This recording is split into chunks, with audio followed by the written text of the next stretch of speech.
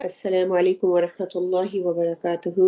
ربي زدني علما ربي زدني علما ربي زدني علما. اللهم صل على محمد وعلى آل محمد كما صليت على إبراهيم وعلى آل إبراهيم إنك حميد مجيد.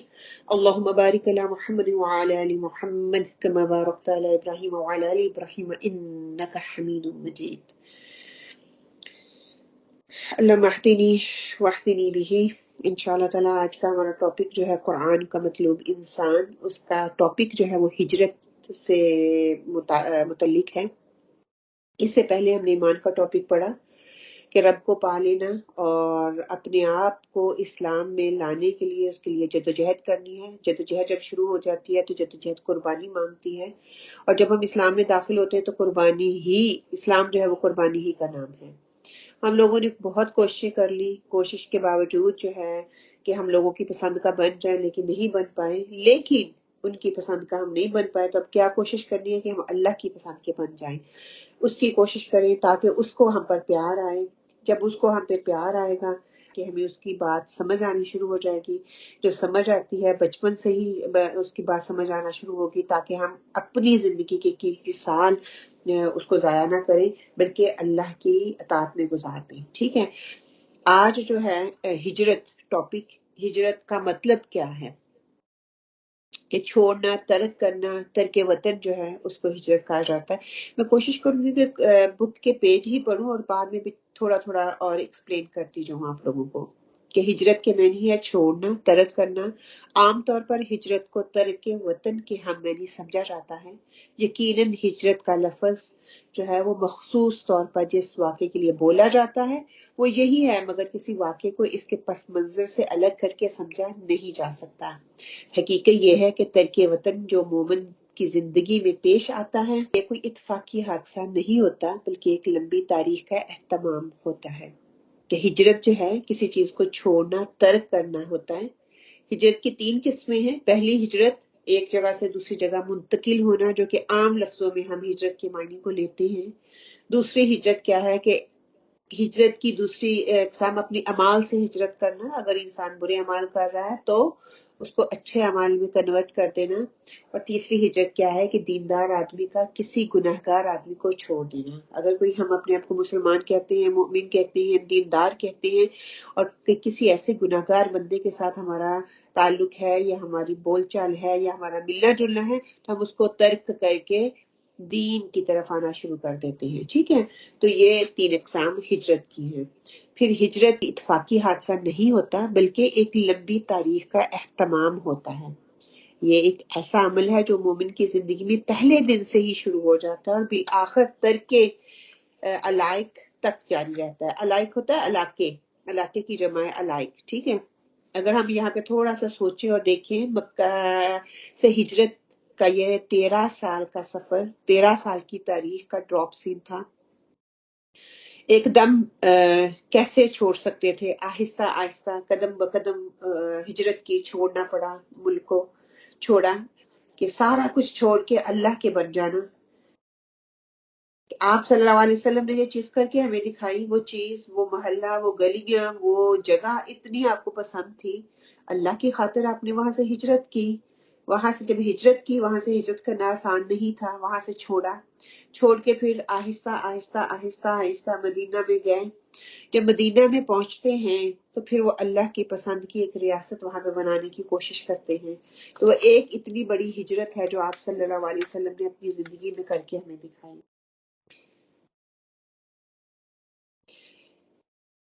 پھر آگے کیا ہے کہ اللہ تعالیٰ کے فضل سے ایک شخص پر حق کا انکشاف ہوتا ہے اور وہ اٹھ کر لوگوں کو اس کی طرف بلانا شروع کر دیتا ہے۔ وہ وقت کے خلاف ایک نئی آواز کا علمبردار بن کر گویا یہ اعلان کرتا ہے کہ اس نے ماحول کی بندگی چھوڑ دی ہے اور زمانے کے خلاف اپنے لیے ایک راہ بنانے کا فیصلہ کیا ہے۔ یہ ہجرت کا آغاز ہے کہ جب انسان کو ہجرت کا معلوم ہو جاتا ہے، پتہ چل جاتا ہے، تو وہ کیا کرتا ہے، یہ اللہ ہی کا فضل ہوتا ہے کہ وہ اٹھ جاتا ہے۔ اٹھ جانے کا مطلب کیا ہے کہ وہ اٹھ کھڑا ہوتا ہے، وہ ماحول کی بندگی نہیں کرتا، وہ ایک نئے عزم کے ساتھ اٹھتا ہے اور اٹھ کے ماحول کی بندگی کو چھوڑ کر لوگوں کو اس کا شعور دلاتا ہے، لوگوں کے اندر وہ انکشاف پیدا کرتا ہے، لوگوں کے اندر وہ سوچ پیدا کرتا ہے کہ اس برائی سے نکل کر اچھائی کی طرف آؤ۔ آدمی جو ہے جائز اور ناجائز زندگی کو چھوڑ کر جائز زندگی کو اپنانے کا عزم کرتا ہے، اس کے بعد مسلسل جدوجہد جو ہے وہ شروع ہو جاتی ہے، جس میں اس کو بہت سی پرانی چیزوں کو چھوڑ کر بہت سی نئی چیزوں کو اختیار کرنا پڑتا ہے، کتنے ہی اپنے لوگوں سے کٹنا اور کتنے ہی غیروں سے جڑنا ہوتا ہے، اندر سے باہر تک بے شمار پسندیدہ چیزوں کو ترک کرنا ہوتا ہے، اس کی بجائے دوسرے ناخوشگوار چیزوں کو قبول کرنا پڑتا ہے۔ اس طرح ایمان لانے کے ساتھ ہی مومن کی زندگی میں ہجرت ایک نیا طرز عمل اختیار کرنے کے لیے بہت سی پرانی چیزوں کو چھوڑنے کی ابتدا ہو جاتی ہے۔ یہ ہجرت جو اس نے خود کی ہے، دوسروں کو بھی اس کی طرف بلانا شروع کر دیتا ہے، جس کے نتیجے میں کچھ لوگ اس کا ساتھ دیتے ہیں اور کچھ اس کے مخالف بن جاتے ہیں۔ اس طرح ماحول میں دو بالکل مقابل گروہ ابھرنے لگتے ہیں، جن میں سے ایک گروہ اس چیز پر چمٹا ہوا ہوتا ہے جس کو دوسرا گروہ وہ چھوڑ دینا چاہتا ہے۔ یہ اختلاف صرف اس پہلو سے نہیں ہوتا کہ ایک گروہ دوسرے گروہ پر تنقید کرتا ہے، اس کے رویے کو غلط قرار دیتا ہے، بلکہ اس سے آگے بڑھ کر دونوں کے درمیان ایک عملی کشمکش شروع ہو کہ انسان جو ہے قرآن کا مطلوب بننے کے لیے اس کو کیا کیا کرنا پڑتا ہے، کیسی ہجرت کرنی پڑتی ہے۔ کہ دو طرح کے لوگ ہوتے ہیں، ایک خوش ہونے والے، ایک ناخوش۔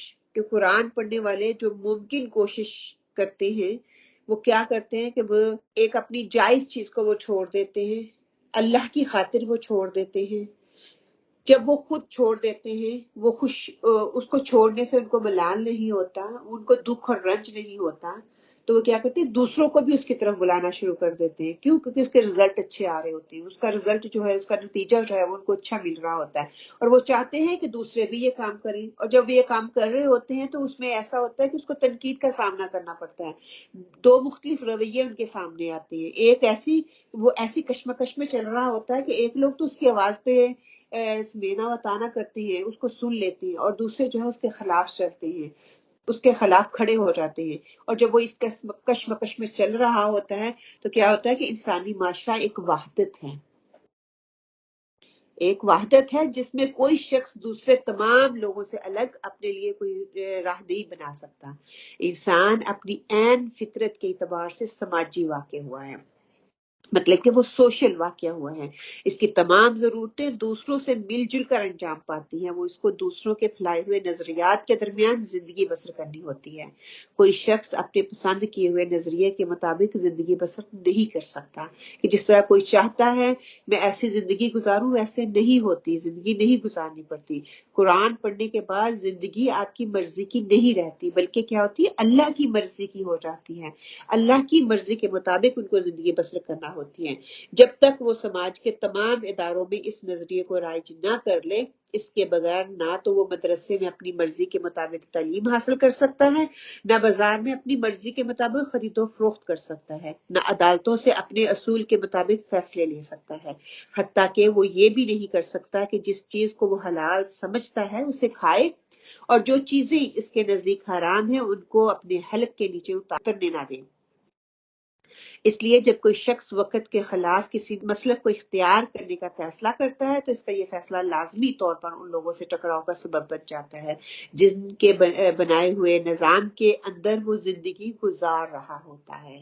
انسانی معاشرے کی مثال ایک جال کی سی ہے، انسانی معاشرے کی مثال ایک جال کی سی ہے جس کے تمام افراد حلقوں کی مانند ایک دوسرے سے بندھے ہوئے ہوتے ہیں۔ ان میں سے کسی ایک حلقے کو الگ کرنے کی کوشش پورے جال کو جھنجھوڑ کر رکھ دیتی ہے۔ اس طرح ایک مستقل اختلاف شروع ہو جاتا ہے۔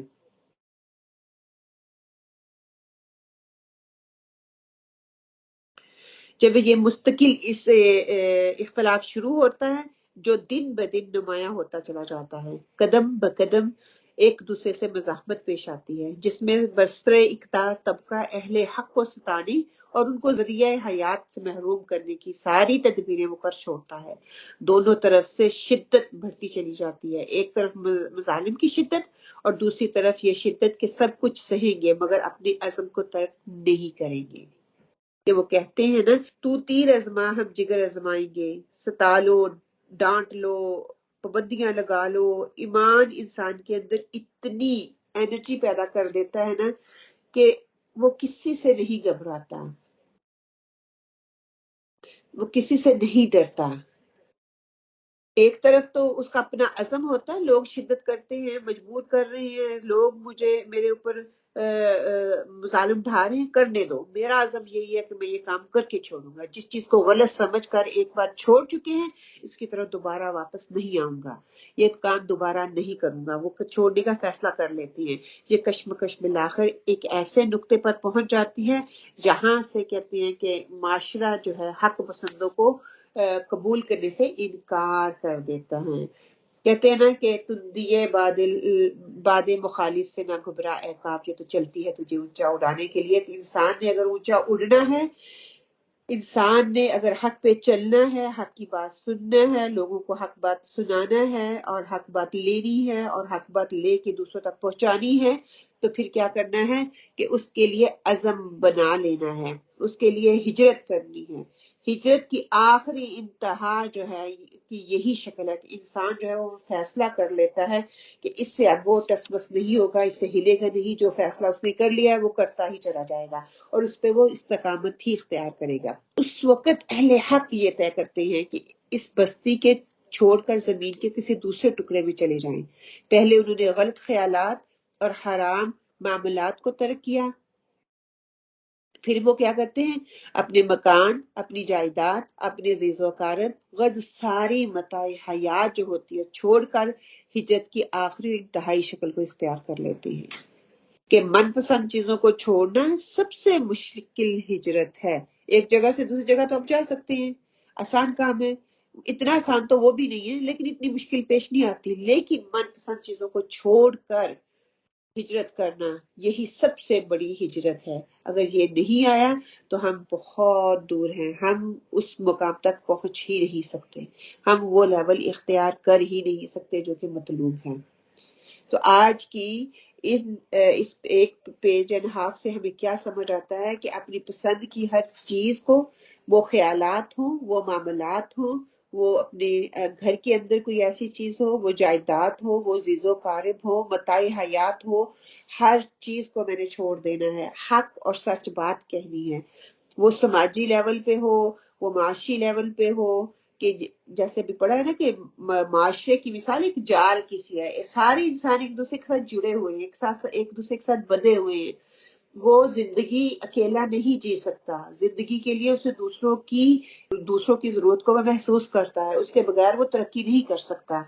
سب کے ساتھ مل کر تبھی وہ ایک معاشرے میں پازیٹیو امپیکٹ ڈال سکتا ہے، پازیٹیوٹی لے کے آ سکتا ہے۔ تو اس پازیٹیوٹی لانے کے لیے ہمیں قرآن کے ساتھ جڑنا ہے، قرآن کے ساتھ جڑیں گے، قرآن کی بات کو سمجھیں گے، قرآن کی بات کو سمجھیں گے تو پھر میں اپنی مرضی سے ہٹ کر اللہ کی مرضی والی بن جاؤں گی، اپنی ضروریات سے ہٹ کر اللہ تعالیٰ کی جو مطلوب ضروریات ہیں، جو اللہ تعالیٰ چاہتے ہیں ہم سے، ہم وہ کرنے والے بن جائیں گے۔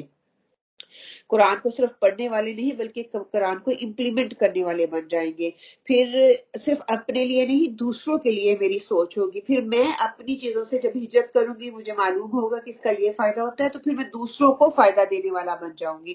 جب دوسرے اس سے فائدہ اٹھائیں گے تو انشاءاللہ وہ بھی ان چیزوں سے، جو غلط چیزیں ہوں گی، جو کہ معاشرے کے غلط عقائد ہو چکے ہیں، غلط رسومات ہو چکی ہیں، غلط شادیوں میں، بیاہوں میں، اپٹنز میں، مہندیوں میں، رمضان کی افطاریوں میں، ہر چیز کو پھر مجھے چھوڑنا پڑے گا، اپنی خواہش کے مطابق نہیں، بلکہ کیا اللہ نے اس کی حکم دیا ہے۔ پھر میری شادیاں دو طرح کی شادیاں نہیں ہوں گی کہ ایک دین والی شادی اور ایک دین کے علاوہ مسجد میں نکاح کر لوں گی، اور جب میں ہال میں جاؤں گی تو اس میں ڈفرنٹ ٹوٹلی دوسرا ہی ایک ماحول ہوا ہوگا۔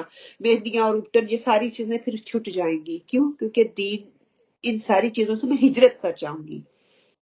جب میں ان ساری چیزوں سے ہجرت کروں گی تو پھر کیا ہے کہ میں اللہ کا بندہ بن جوں گی، پھر میں قرآن کا مطلوب انسان بنوں گی، اور قرآن کا ایسا مطلوب انسان بنوں گی جو کہ مطلوب ہے، اللہ تعالیٰ کو جو مطلوب ہے ویسا انسان میں بنوں گی۔ اللہ تعالیٰ سے دعا کرتے ہیں اللہ تعالیٰ ہمیں قرآن کا مطلوب انسان بننے کی توفیق عطا فرمائے، ہمیں یہ چھوٹی چھوٹی چیزیں ہیں ان سے ہجرت کر کے ان چیزوں کو اپنانے کی توفیق عطا فرمائے جو کہ اللہ تعالیٰ کو مطلوب ہے، جو قرآن ہم سے چاہتا ہے، جو کہ قرآن کا مطالبہ ہے۔ اللہ تعالیٰ ہمیں ویسا کرنے کی توفیق عطا فرمائے، آمین اللہم آمین۔ ربنا تقبل منا انك انت السميع العليم وتب علينا انك انت التواب الرحيم وقولوا قولي هذا واستغفر الله لي ولكم آمين۔ السلام علیکم ورحمۃ اللہ۔